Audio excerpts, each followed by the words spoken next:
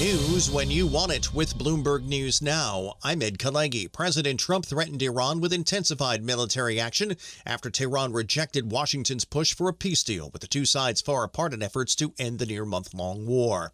Trump posted on social media Thursday Iran had, quote, better get serious soon before it's too late, because once that happens, there is no turning back and it won't be pretty. The president spoke at a Thursday morning cabinet meeting at the White House. They are begging to work out a deal. I don't know if we'll be able to do that. I don't know if we're willing to do that. They should have done that 4 weeks ago. They should have done it 2 years ago.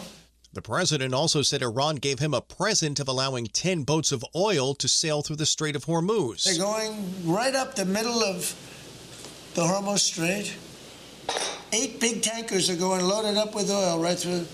And I said, well, I guess they were right, and they were real, and I think they were Pakistani flagged. Yes. And I said, well, I guess we're dealing with the right people. And actually, they then apologized for something they said, and they said, we're going to send 2 more boats. The president said Iran should not be able to charge boats for Strait of Hormuz passage. Should Iran be able to charge a toll for the Strait of Hormuz? They're charging some vessels to go through. Oh, yeah. Well, should they be able to? I mean, they shouldn't be able to. But they're doing it a little bit. The semi-official Tasnim news agency reports Iran responded to a U.S. ceasefire proposal this week through intermediaries overnight and is now awaiting a reply. Tehran has a string of conditions for ending the conflict, according to Tasnim, one of which is a guarantee that the U.S. and Israel won't resume their attacks. Bloomberg News Israel Bureau Chief Ethan Bronner is following the latest from Tel Aviv. The Americans have presented a 15-point plan. I think it's fair to say that the 15 points are pretty much what they demanded of Iran before they went to war with it. Iran said no then they went to war, now they've gone back, made the same demands, and it looks like Iran has said no once again.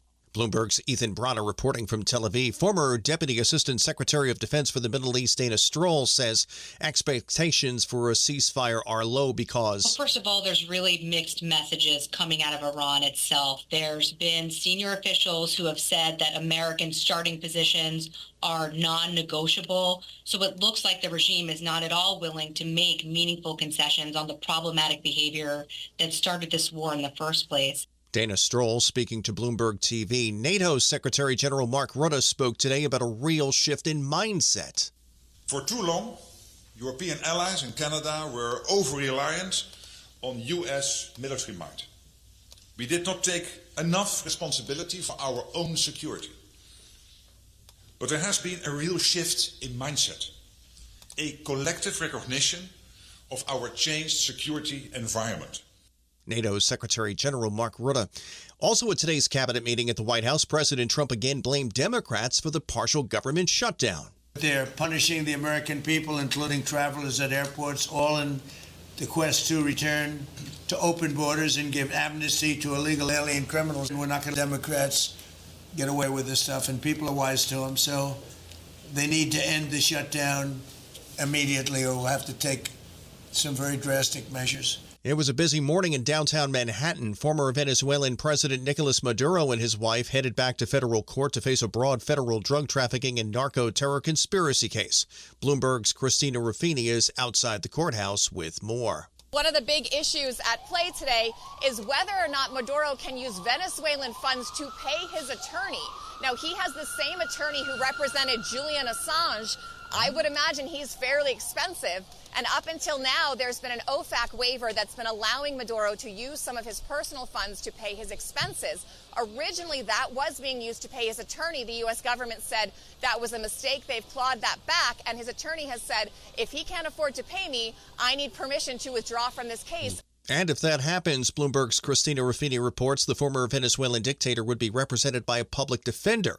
And word from the courthouse this afternoon that the judge in the case has said he is not going to dismiss the case against Maduro. U.S. mortgage rates jumped for a fourth straight week, reaching the highest point in 6 months and dampening prospects for the crucial spring season as the Iran war roils markets. The average rate for 30-year fixed loans climbed to 6.38%, the highest since September 2025, and up from 6.22% last week. This according to data from Freddie Mac on Thursday. And that's news when you want it with Bloomberg News Now. I'm Kalegi. This is Bloomberg.